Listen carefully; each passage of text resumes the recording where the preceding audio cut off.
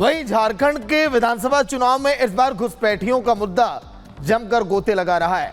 बाबूलाल मरांडी ने भी इस मुद्दे को लेकर लोगों के बीच जमकर अपनी पकड़ बनाई हुई है और यही वजह है कि लोगों का विश्वास है और बाबूलाल मरांडी खुद ये कह रहे हैं कि हमारी विधानसभा सीट इस समय भगवामयी हो चली है।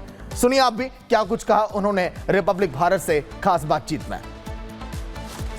झारखंड में विधानसभा चुनाव के दूसरे चरण की तैयारी चल रही है और जोर शोर से तैयारी चल रही है। हर पार्टी एड़ी चोटी का जोर लगा रही है और बीजेपी इस पर पूरा फोकस कर रही है। बीजेपी के प्रदेश अध्यक्ष और पूर्व मुख्यमंत्री झारखंड के बाबूलाल मरांडी हमारे साथ हैं, उनसे बातचीत करते हैं। बाबूलाल जी, आज खुश होंगे, निरंजन राय आपके पास वापस आ गए हैं। नहीं, स्वाभाविक है, अगर कोई मित्र होते हैं जी या परिवार से करीब होते हैं, अगर उसके बीच में अलग अलग बटे रहते हैं तो फिर थोड़ी सी तकलीफ तो रहता ही है। और फिर परिवार अगर एक हो जाते हैं, एक हो करके फिर कदम को आगे बढ़ाते हैं तो स्वाभाविक रूप से फिर एक नई ताकत, नई ऊर्जा, एक और एक दो नहीं बल्कि एक और एक 11 फिर हो जाता है। बीजेपी का एक नारा बहुत फेमस है जो आपने जिक्र किया, बटेंगे तो कटेंगे। आप तो जुट गए सर, जुड़ गए आप, लेकिन जो जिसके बारे में मैं कह रहा हूँ विपक्ष वो बट रहा है, तो वो बट रहे हैं तो कटेंगे तय है। नहीं, मैं समझता हूँ कि इतना उसके अर्थ को इतना सीमित मत कर देना जी। इसका विपक्ष से कोई मतलब नहीं है, कोई ताल्लुकात नहीं है। वो एक हैं, अलग हैं, वो तो स्वार्थ की बुनियाद पर एक हुए हैं। क्योंकि उनको पता है कि अलग अलग लड़ करके हम बीजेपी को परास्त नहीं कर सकते हैं, इसलिए वो एक होते हैं। लेकिन वास्तव में बटेंगे तो कटेंगे, तो ये मूल मंत्र है। आज से नहीं बल्कि मैं तो लोगों से कहता हूँ कि भाई जो संघ की स्थापना हुई और संघ की शाखा में जब मैं गया था पहली दफ़ा, जब हाई स्कूल की पढ़ाई कर रहे थे, तो हमने उसी समय सीखा था कि भाई हमारा देश 1000 वर्षों तक गुलाम होने का कारण यही था कि समाज आपस में बटे हुए थे। और जब आपस में लोग बटे होते हैं, कोई जाति के नाम पर, मजहब के नाम पर, भाषा के नाम पर ऊंच नीच भेदभाव था, तो कुछ घुड़सवारों को लेकर के विदेशी आक्रांता आए और हमें 1000 वर्षों तक गुलाम बनाया। उसमें मुगल है, अंग्रेज है जी।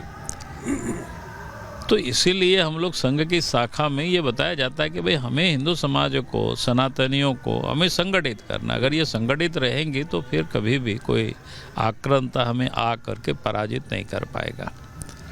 तो इस संदर्भ में आज कहते हैं, और कांग्रेस पार्टी या एनडी अलायंस के लोग समाज को बांटने के जो कुत्सित प्रयास कर रहे हैं कि समाज कैसे टुकड़ों में बांटे, तो स्वाभाविक है समाज अगर टुकड़ों में बट जाएंगे तो फिर देश बिखर जाएगा, तो कट जाएगा। और आज भी जिन जिन हिस्सों में सनातनियों की आबादी कम हुई है, वहाँ के आप देखिए वहाँ क्या हालत है।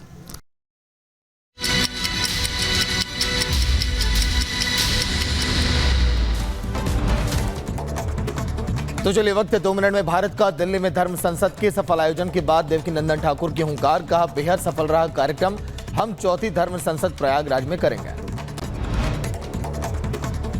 दिल्ली में धर्म संसद के बाद बोले स्वामी चिदानंद सरस्वती, का सनातन बोर्ड किसी के खिलाफ नहीं है, पूरे विश्व में जहां सनातन है वहीं पर सुरक्षा है। देवेंद्र फडणवीस ने एक बार फिर साधा एमयूए पर निशाना, सज्जाद नुमानी का चलाया वीडियो, कहा वोट जिहाद के खिलाफ करना होगा वोटों का धर्म युद्ध। महाराष्ट्र के पुणे में चुनावी प्रचार के दौरान बोले रक्षा मंत्री राजनाथ सिंह, अगर हम विभाजन से बचेंगे तो हम विकास की ओर बढ़ेंगे, एक विकसित राष्ट्र और एक विकसित महाराष्ट्र बनाएंगे। नाइजीरिया पहुंचे पीएम मोदी, छोटी बच्ची ने बुके देकर किया अभिवादन, पीएम मोदी ने पोस्ट कर जताया सभी का आभार। नाइजीरिया की राजधानी अबुजा में हुए पीएम मोदी का स्वागत, बड़ी संख्या में भारतीय समुदाय के लोग पीएम से मिलने और उन्हें देखने के लिए वहां पर पहुंचे। दिल्ली के प्रगति मैदान में अंतर्राष्ट्रीय व्यापार मेले में पहुंचे सीएम योगी, का आज उत्तर प्रदेश देश का एमएसएमई में सबसे बड़ी हिस्सेदारी। मणिपुर से शुरू हुआ मैतेई समुदाय का प्रदर्शन, कई जिलों में विरोध प्रदर्शन के साथ तोड़फोड़ और आगजनी। मैती समुदाय के लोगों ने इम्फाल में 8 विधायकों के घर पर किया हमला। प्रदर्शनकारियों ने पथराव और आगजनी की, टायर जलाकर सड़कों को बंद कर दिया। पाकुड़ विधानसभा में एनडीए प्रत्याशी अजहर असलाम पर बम से हमला। हमले में अजहर असलाम को नहीं हुआ नुकसान। पुलिस ने मामले की जांच अब शुरू कर दी।